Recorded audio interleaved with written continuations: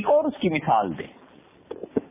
اس کی مثال کے لیے آپ دیکھیے چوتھے پارے میں سورہ آل عمران میں اللہ تعالی نے ایک بات ارشاد فرمائی ہے، اور سورہ آل عمران کی 104 نمبر آیت ہے. اللہ تعالی نے ارشاد فرمایا وَلْتَكُن مِّنكُمْ أُمَّةٌ يَدْعُونَ إِلَى الْخَيْرِ، اور چاہیے کہ تم میں ایک جماعت یہ کام کرتی رہے کہ بلاتے رہے نیک کام کی طرف. وَيَأْمُرُونَ بِالْمَعْرُوفِ، اور جو پسندیدہ کام ہے اللہ کے ان کا حکم وہ دیتے رہیں. وَيَنْهَوْنَ عَنِ الْمُنكَرِ، اور جو ناپسندیدہ کام ہے خدا نے جن سے روکا ہے اس سے وہ منع کرتے رہیں. وَأُولَٰئِكَ هُمُ الْمُفْلِحُونَ، اور یہی لوگ ہیں جو اپنی مراد کو پہنچے. حضرت عبداللہ بن زبیر رضی اللہ عنہ نے اس آیت کو پڑھا، اور پڑھا بھی امیر المومنین سیدنا عمر رضی اللہ عنہ کے سامنے. اور انہوں نے کیسے پڑھا؟ انہوں نے کہا وَلْتَكُن مِّنكُمْ أُمَّةٌ يَدْعُونَ إِلَى الْخَيْرِ وَيَأْمُرُونَ بِالْمَعْرُوفِ وَيَنْهَوْنَ عَنِ الْمُنكَرِ وَيَسْتَعِينُونَ بِاللَّهِ عَلَى مَا أَصَابَهُمْ. يَنْهَوْنَ عَنِ الْمُنكَر کے لفظ تو قرآن کریم میں آج تک ہیں. یہ جو اگلا جملہ ہے نا کہ يَسْتَعِينُونَ بِاللَّهِ عَلَى مَا أَصَابَهُمْ، اور پھر اس معاملے میں جو تکلیفیں انہیں پہنچیں اس سے وہ اللہ سے مدد مانگتے رہیں، یہ کہیں بھی نہیں. تو عبداللہ بن زبیر رضی اللہ عنہ حقیقت میں اس بات کو سمجھ گئے کہ جب کوئی آدمی امر بالمعروف کرے گا نہی عن المنکر کرے گا تو اس کو اللہ کی راہ میں تکالیف اٹھانی پڑیں گی، صبر کرنا پڑے گا. جو کسی کو برائی سے ٹوکے گا تو اس کا دشمن بھی بن سکتا ہے، اسے جانی، مالی، قلبی، ذہنی ہر طرح کا نقصان پہنچا سکتا ہے. تو انہوں نے اس لیے آگے فرما دیا کہ وَيَسْتَعِينُونَ بِاللَّهِ عَلَى مَا أَصَابَهُمْ، اور جو کچھ انہیں تکلیف پہنچے گی اس پہ وہ اللہ سے مدد مانگتے رہیں. تو سیدنا عمر رضی اللہ عنہ فرمایا فما ادری، میں اس بات کو نہیں سمجھ سکا کہ یہ اس کے پاس کوئی قرات کی ایسی چیز ہے ام فسر، یا اس نے قرآن کریم کی تفسیر بیان کی ہے. اور پھر حضرت عمر رضی اللہ عنہ کو اس بات کا یقین ہو گیا بے انہ تفسیر، کہ انہوں نے اس کی تفسیر بیان کی ہے، یہ تفسیری جملہ ہے. اب کوئی آدمی اس روایت کو لے لے اور کہے کہ عبداللہ بن زبیر رضی اللہ عنہ تو اس آیت کو اس طرح پڑھتے تھے وَيَنْهَوْنَ عَنِ الْمُنكَرِ وَيَسْتَعِينُونَ بِاللَّهِ عَلَى مَا أَصَابَهُمْ، اور آج قرآن میں وَيَسْتَعِينُونَ بِاللَّهِ عَلَى مَا أَصَابَهُمْ کے الفاظ نہیں ملتے. اس قرآن کو تبدیل کر دیا تھا حضرت عثمان رضی اللہ عنہ نے. تو یہ تہمت اور جھوٹ ہے یا نہیں؟ ایسے جھوٹ بولتے ہیں تاکہ قرآن کریم کو تحریف شدہ ایک کتاب ثابت کریں اور یہ کہیں کہ یہ ایسی وحی ہے جو محفوظ نہیں رہی. تو جب وہ یہ کہیں گے تو سارے دین کی بنیاد ہی اکھڑ جائے گی. جب قرآن ہی نہیں رہا تو پھر دین کیسا ہے؟ یہ وہ اعتراض کرتے ہیں اور اس کا جواب یہ ہے. اور آخری اس سلسلے میں ایک اور مثال آپ کے سامنے رکھ دیتے ہیں. بہت سی مثالیں ہو گئیں تاکہ اس طرح کی چیزیں جب بھی سامنے آئیں تو خیال رہے کہ یہ جملے تفسیری تھے، اور ان تفسیری جملوں کو صحابہ کرام رضی اللہ عنہ نے، حضرت عثمان رضی اللہ عنہ نے سب کے مشورے سے سب کے سامنے ان جملوں کو نکلوا دیا تھا.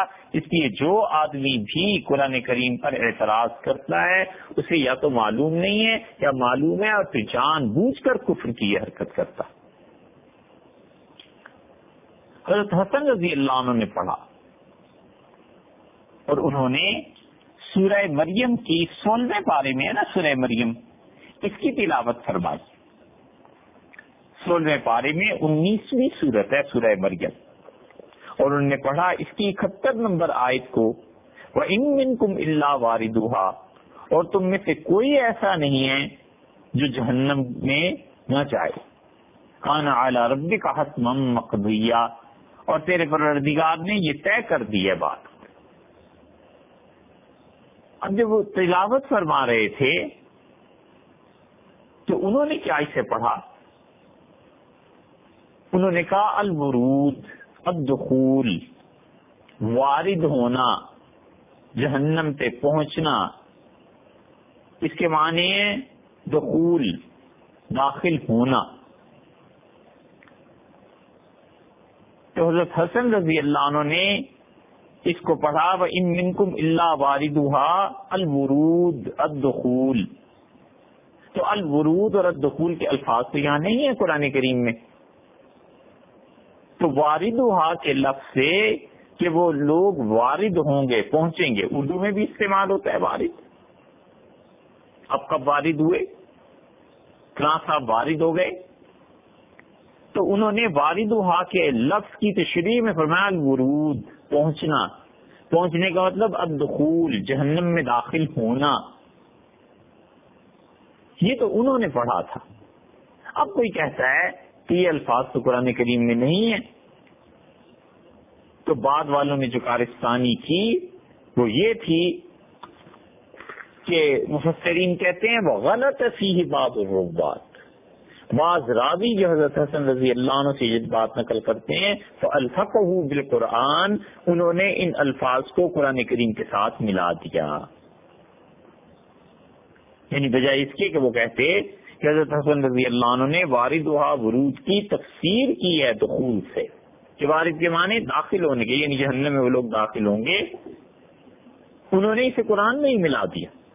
اسی لیے امام ابن جزری رحمۃ اللہ علیہ نے یہ بات تصریح کے ساتھ فرمائی کہ قرآن کریم میں بہت سے الفاظ صحابہ کرام رضی اللہ عنہم سے جو ہمیں روایات میں ملتے ہیں وہ در حقیقت کسی نہ کسی چیز کی جو پیچھے سے آیات چلی آ رہی ہیں ان کی تشریح ہوتی ہے کہ انہوں نے رسول اللہ صلی اللہ علیہ وسلم سے قرآن سیکھا تھا.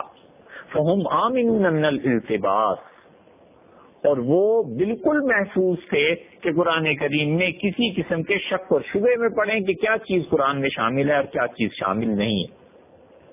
اور بہت سے صحابہ رضی اللہ عنہم ایسے تھے کہ جو تفسیر تشریح رسول اللہ صلی اللہ علیہ وسلم سے سنتے تھے وہ اس کے ساتھ ہی لکھ دیتے تھے. تو ابن جزری رحمۃ اللہ علیہ کہتے ہیں صحابہ کرام رضی اللہ عنہ اپنے پاس سے کوئی چیز لکھنے والے نہیں تھے، بلکہ جو کچھ رسول اللہ صلی اللہ علیہ وسلم سے تشریح میں سنتے تھے اسے لکھ دیتے تھے.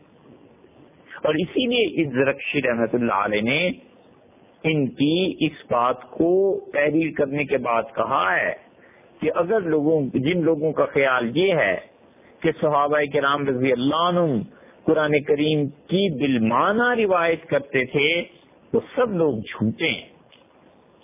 اگر قرآن کو بالمعنی روایت کے طور پہ مان لیا جائے تو پھر اس دین میں کچھ بھی باقی نہیں رہتا. بالمعنی روایت کا مطلب یہ ہے کہ اللہ تعالیٰ نے نازل کیا قرآن کریم کو، رسول اللہ صلی اللہ علیہ وسلم پر نازل فرمایا، اور نبی کریم صلی اللہ علیہ وسلم جو صحابہ رضی اللہ عنہ کو سنایا تو جو جس کی سمجھ میں آئی بات اس نے اپنی عربی کے مطابق ویسے ہی لکھ دی. اس کا مطلب ہے قرآن کے الفاظ محفوظ نہیں رہے، اور یہ معنی جس کی سمجھ میں آئے اس نے لکھتی ہے.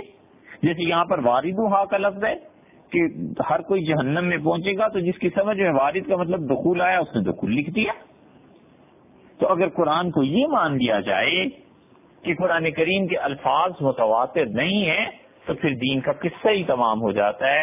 اس لیے انہوں نے لکھا ہے کہ جو شخص بھی اس بات کا قائل ہے یا اس بات کو کہتا ہے وہ جھوٹ بولتا ہے. تو یہ تو تھی ساری مثالیں اس چیز کی کہ قرآن کریم کی جو تحریر کیا گیا اس میں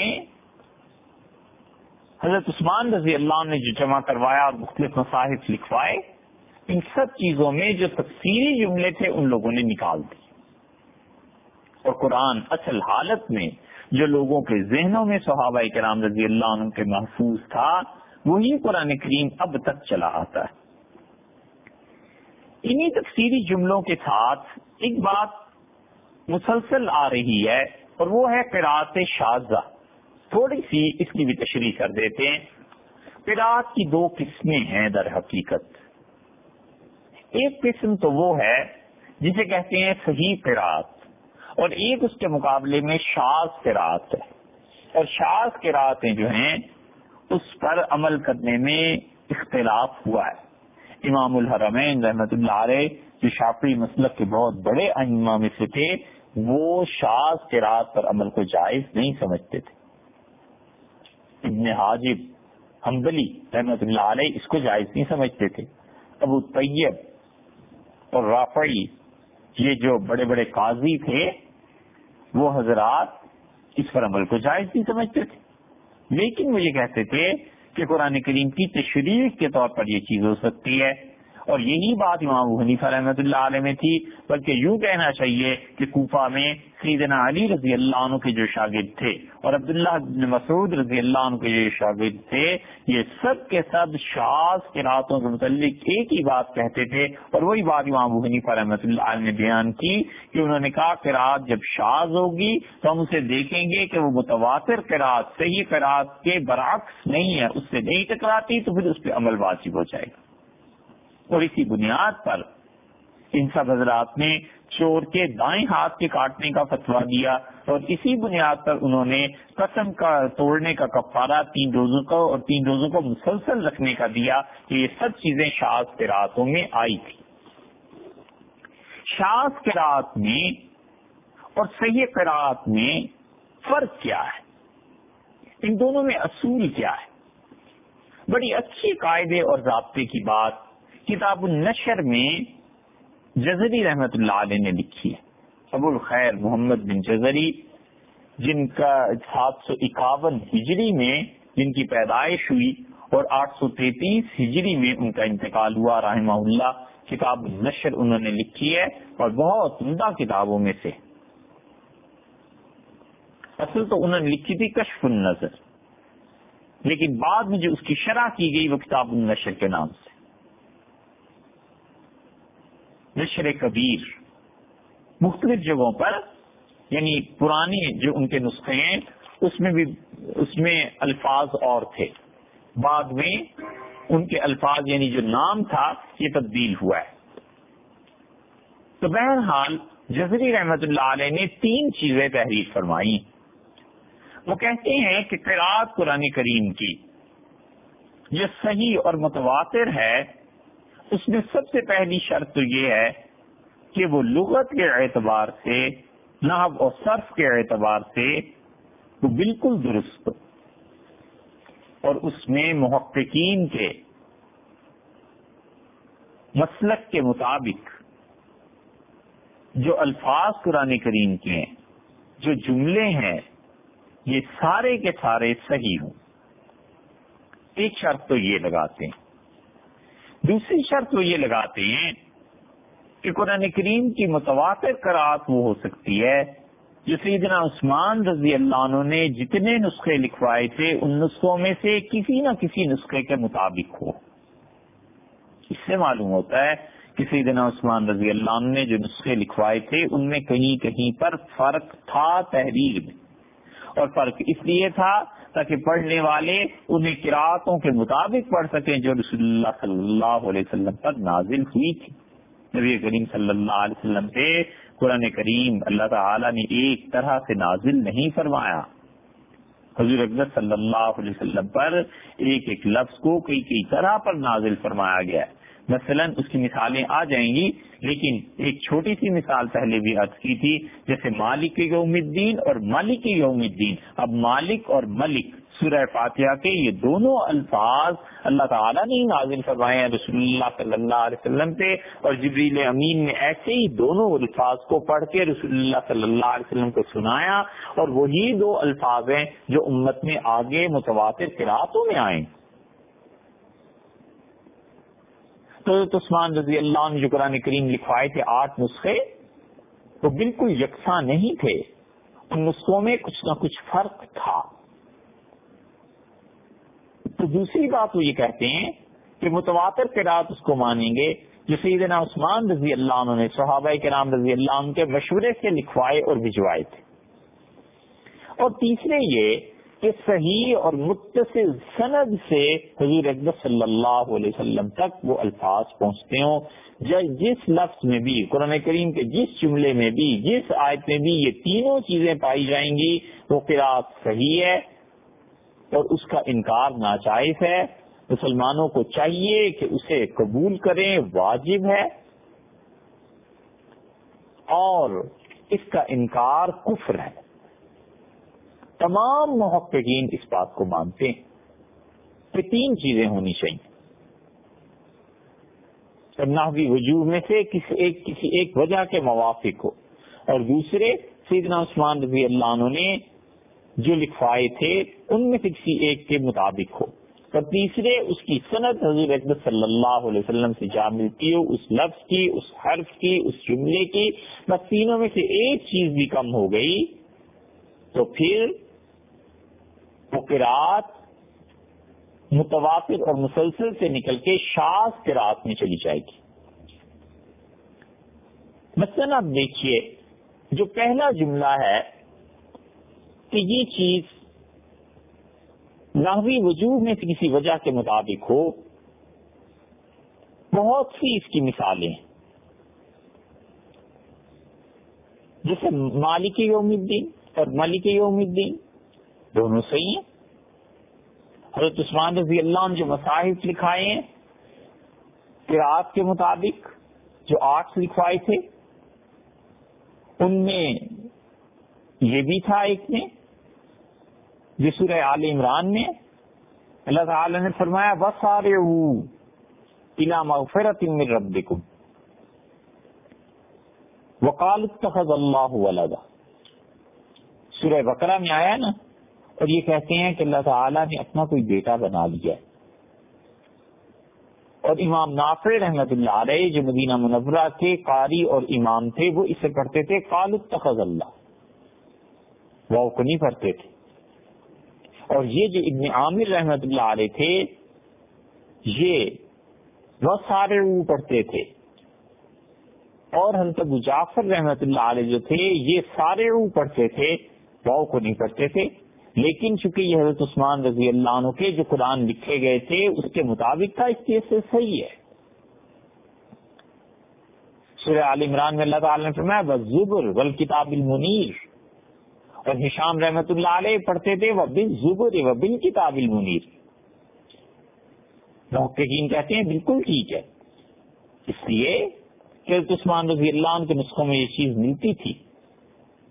سورہ توبہ میں آیا تحت الانہار، ابن کثیر رحمت اللہ علیہ جو قاری تھے، وہ مفسر نہیں، وہ تو بعد کے ہیں، وہ اس سے پڑھتے تھے من تحت الانہار. بالکل ٹھیک ہے، اس لیے کہ حضرت عثمان رضی اللہ عنہ کے جو قرآن کریم تھے ان میں سے یہ چیز ثابت ہوتی تھی. اور مسلسل متواتر اور صحیح قرات کا تیسرا رکن یہ ہے کہ وہ لفظ یا وہ حرف یا وہ آیت رسول اللہ صلی اللہ علیہ وسلم سے سند کے اعتبار سے مکمل طور پر ثابت ہو. جو شخص بھی روایت کرتا ہے وہ عادل ہو، معتبر ہو، تو صحابہ کرام رضی اللہ عنہ تو سب عادل تھے. ان پہ تو قرآن کریم کے معاملے میں کوئی تہمت سرے سے لگائی ہی نہیں جا سکتی. اسی لیے قرآن متواتر حضور اکبر صلی اللہ علیہ وسلم کے زمانے سے اب تک ایسے ہی چلا آتا ہے جیسے دنیا کے بڑے بڑے واقعات ان کی گواہی کی ضرورت ہی نہیں ہے، وہ اتنے متواتر ہیں. مثلاً یہ کہ کوئی آدمی کہے کہ نیو یارک امریکہ میں، کوئی کہے کہ لاہور پاکستان میں، تو اس کے لیے کسی گواہی کی کیا ضرورت ہے بھائی؟ مثلاً کوئی آدمی دوپہر میں کہتا ہے کہ دوپہر کے 12 بجے اور سورج طلوع ہوا ہے یا سورج ہے ابھی، تو ٹھیک ہے، بس اس کی گواہی کی کیا ضرورت ہے؟ دوپہر تو ہوگی جب سورج ہوگا. تو قرآن اتنا واضح طور پر ثابت ہے.